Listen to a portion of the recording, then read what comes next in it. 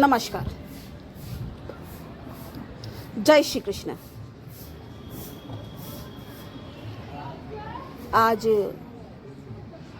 होली के इस शुभ अवसर पर, पावन अवसर पर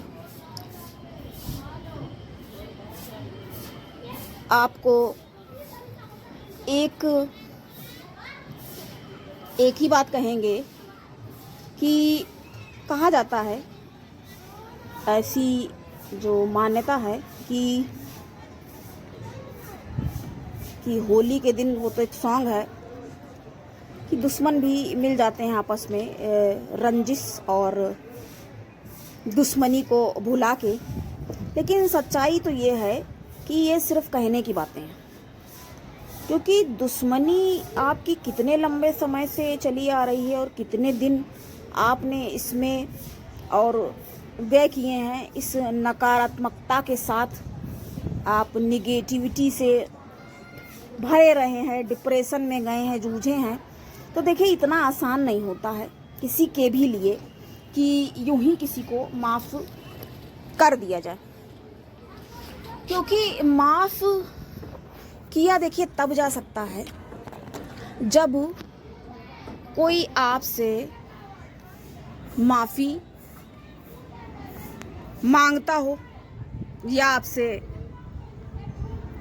माफ़ी की गुजारिश कर रहा। अब जैसा कि आपको ज्ञात होगा, आप अगर हमारे चैनल पे दर्शक हैं, आप रेगुलर, तो आपको पता होगा कि कितनी सारी मिस्टेक और कितनी सारी त्रुटियों के बावजूद, गलतियों के बाद भी, जैसे इंद्रदेव कभी किसी उहापोह में या कई बार उनको अनेक बार ऐसा भ्रम हो जाता है कि उनका कोई सिंहासन ना उनसे हड़प ले या उनसे ले ले, तो इस चक्कर में, इसकी वजह से, अकारण तो नहीं, इस कारण से ये कुछ ऐसा कर बैठते हैं जो कि न्यायोचित देवताओं के लिए, क्योंकि देवतुल्य हैं और देवता हैं, देवताओं के स्वर्ग के अधिपति है इंद्रदेव, तो जब ऐसा कर देते हैं, लेकिन फिर जब उनको गलती का एहसास हो जाता है और जब वो कहे उठते हैं, क्या वो त्रिदेव के समक्ष नतमस्तक होकर के कह देते हैं, त्राहिमाम त्राहिमाम, तब उनको माफ़ी मिल जाती है। तो यहाँ पर वही बात हमें उदाहरण के लिए आपको बतानी पड़ी कि जब आपसे कोई माफ़ी मांग रहा हो या वाकई में उसको उसकी गलतियों का एहसास हो, तब तो देखिए ठीक है माफ़ कर देना। लेकिन कुछ लोग आपको ही उल्टा, मतलब आपकी छोटी गलती को बड़ा बना देंगे। होते हैं ना, राई का पहाड़ बना देने वाले लोग, होंगे, अवश्य होंगे आपके जीवन में, सबके ही जीवन में कोई ना कोई व्यक्ति तो देखिए ऐसा होता ही है। और अपनी पहाड़ बराबर गलतियों को भी राई क्या, उसको बिल्कुल नगण्य, बिल्कुल ज़ीरो कर देते हैं, 0 बटा सन्नाटा। इतने सातिर किस्म के जो लोग होते हैं, अब इनको कैसे कोई माफ़ कर सकता है। लेकिन इसका ये तात्पर्य है, होली पर्व की आज हम महत्ता की बात यदि कर रहे हैं, तो इसका ये मतलब है कि उन लोगों की जो नकारात्मकता है, नकारात्मक लोग हैं, ये कोई सुलझे और पॉजिटिव लोग ये नहीं कहे जा सकते हैं। भाई, जो किसी के जीवन में इतना ज़्यादा हस्तक्षेप कर रहा है, कष्ट पहुंचा रहा है, तो उसको आप अच्छा कैसे कह सकते हैं? नहीं कह सकते उसको अच्छा। जब उसको अच्छा नहीं कह सकते हैं, इसका मतलब क्या है?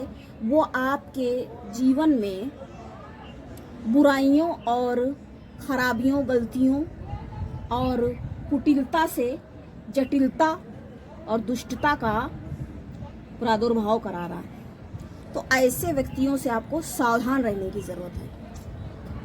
देखिए, दुश्मनी में भी अब कृष्ण का उदाहरण देखिए आ जाता है कि चुप रहना, ये थोड़ी भगवान ने सिखाया था।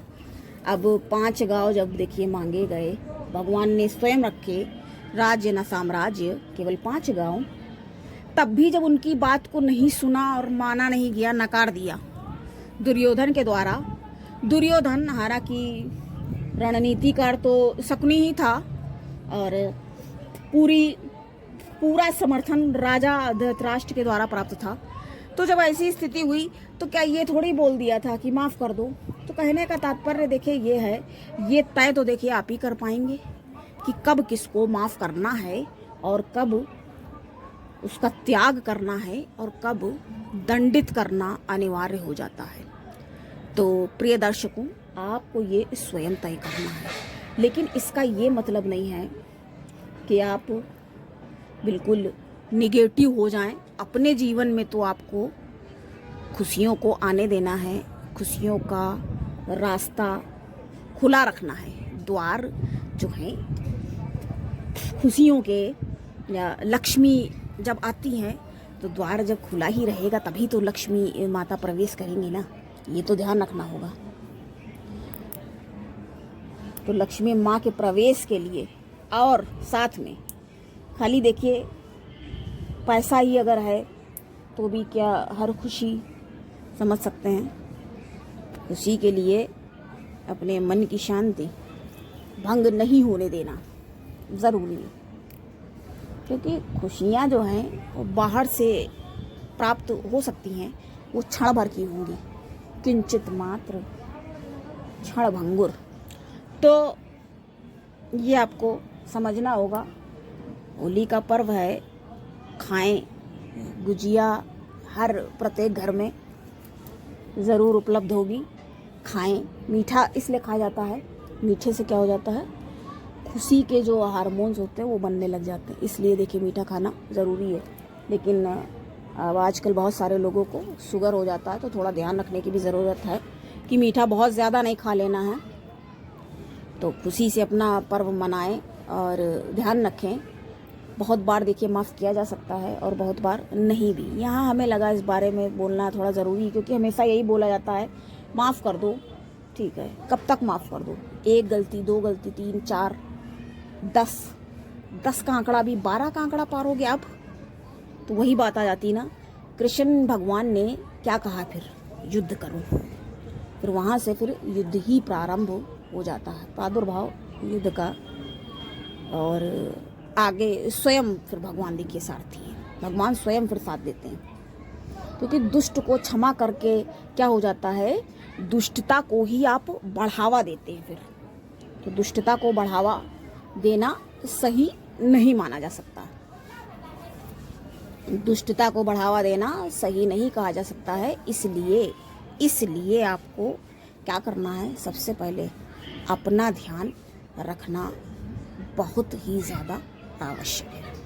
तो आज इस संदेश के साथ वाणी को विराम देंगे।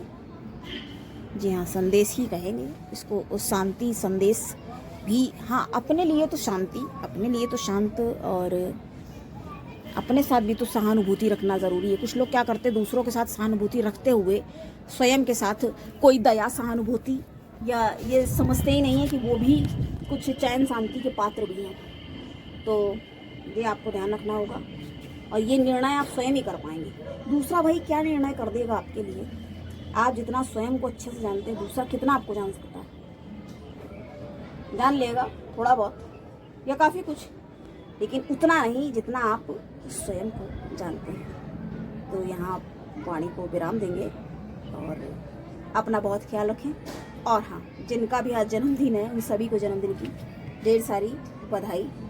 मिलेंगे फिर अगली परिचर्चा में शीघ्र अतिशीघ्र। अभी रेगुलर नहीं उतना आ पा रहा है। धन्यवाद, और फिर से होली की अनेक शुभकामनाओं के साथ नमस्कार। जय श्री कृष्ण।